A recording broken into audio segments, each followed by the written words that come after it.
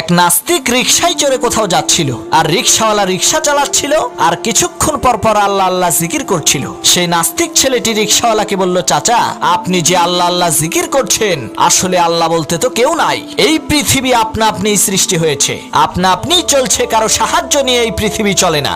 আপনি লেখাপড়া করেন নাই তো, তাই জানেন না।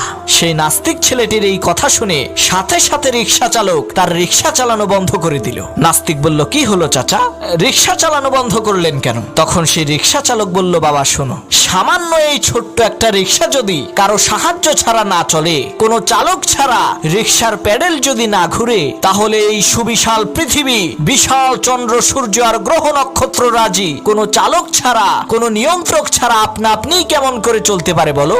নিশ্চয়ই কেউ না কেউ তো এর পেছনে আছেই। রিকশাওয়ালার এই কথা শুনে নাস্তিকের চোখ খুলে গেল।